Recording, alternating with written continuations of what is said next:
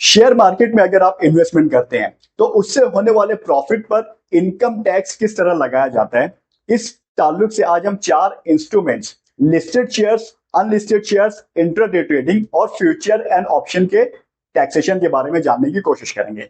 हमारी पहली कैटेगरी है लिस्टेड इक्विटी शेयर्स या इक्विटी ओरिएंटेड म्यूचुअल फंड्स।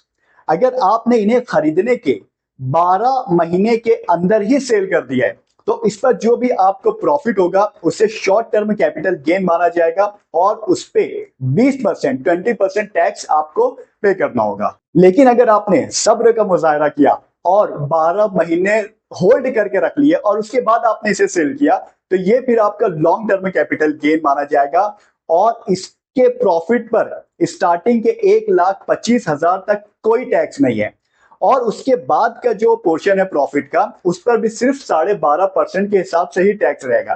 तो यहां पर एक अच्छी सी स्ट्रेटेजी करके आप अच्छा खासा टैक्स बचा सकते हैं। अब सेकंड कैटेगरी हमारी अनलिस्टेड इक्विटी शेयर्स या फिर डेट म्यूचुअल फंड या फिर कोई और किस्म के बॉन्ड्स। अगर आपने इन्हें खरीदा है तो जो 12 लाख वाली लिमिट, 12 महीनों वाली लिमिट थी वो हो जाएगी 24 महीने।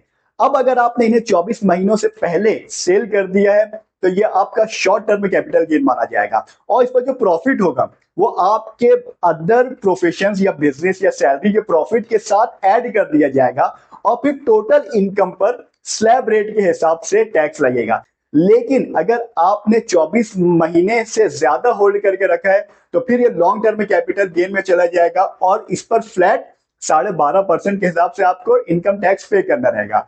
यहां पर ध्यान रखिए कि जो 1,25,000 वाली एग्जम्पशन लिमिट है वो इन अनलिस्टेड शेयर्स के ट्रेडिंग में अप्लाई नहीं होगी। उसके बाद आता है हमारा इंट्राडे ट्रेडिंग। इंट्राडे ट्रेडिंग मतलब जिस दिन आपने परचेज किया उसी दिन आपने सेल कर दिया। तो ऐसी सूरत में जो भी प्रॉफिट होता है वो आपका स्पेकुलेटिव बिजनेस इनकम माना जाएगा और आपके बिजनेस इनकम के हेड में इसको भी ऐड कर दिया जाएगा और आखिर में स्लैब रेट के हिसाब से इस पर भी टैक्स लगाया जाएगा।